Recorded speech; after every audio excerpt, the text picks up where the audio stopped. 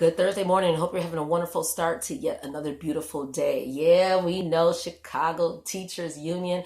We are out in force, and we thank the Lord for the opportunity to fight for the protection, the future of our children. If I tell you about some of the conditions, and we wonder why a lot of our kids fall through the cracks, and then they have limited options. And before you know it, there is craziness that is happening, right? Because at a young age, we're not nipping it in the bud. I called a mother yesterday and I told her how her son was, acting crazy during a pivotal class, math. We're falling behind. And I said, look, I treat every boy and every girl in the school as though it's my son. He or she is my child. So I will want to know if my son is acting a fool and wasting time. So we have this system where you can immediately send a message to parents on the phone. Oh yeah, they were on it. Within an hour, they were up at that school. The mother and the mother's mother. Come on, the grandmother. And we huddled and we're like, okay, what can we do to cut this foolishness out?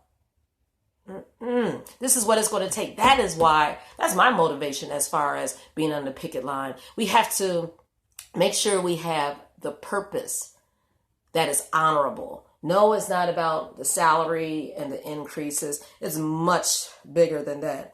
And I understand as far as the class size, when you don't really have the support at home and these kids are not coming to the class whole. When I'm saying whole as far as total, because we have so many challenges in the home, and then they come to the school and they act out and they're fractured as far as fractured hearts. Come on, it's going to take a lot. And if you have 40 of them, are you kidding me? At least, and of course, there are at least half of them who come from, solid structures as far as backgrounds and foundations. But then a lot of our kids are lacking emotionally, mentally. And that's why we're fighting. In 1 Chron.12, it talks about, ironically, about the preparation of war with David. People from all over who admired him came and said, yeah, I'm going to come fight for him because I admire his leadership.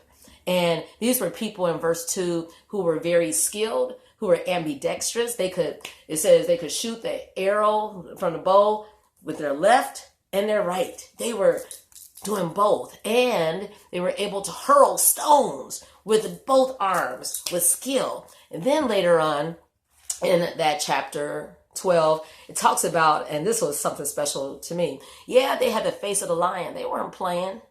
They had demands, right? They were not always, it's beautiful to smile, but you got to know that you are about business. Amen. And they had that type of countenance. And we know that the Lord gives us our countenance because he fills our heart with joy and strength. But also it says in verse 8, they were swift like a roe. And when I saw that word, every time I see that R-O-E, that means a very fast deer. In some versions of the Bible, they said that they were fast like a gazelle. And that's my paternal grandmother's first name, Gazelle. And my dad was Wazel. And I say that name with pride because they were able to do great things swiftly, not waste time. And we want that for our children. Also in verse 33, it talks about these warriors who were not double-hearted, double-minded. They had loyalty.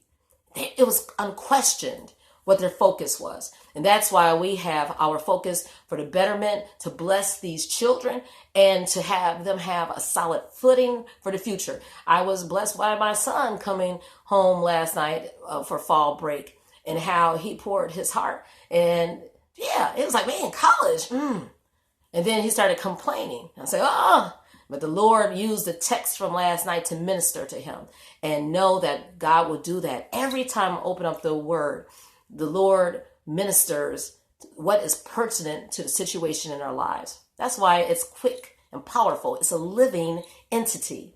And because today is October 17th, we go to Psalms 17. and talks about the heart. What is our intention for today? Thou hast proved my heart. I am purposed that my mouth shall not transgress. We want to honor the Lord at all times.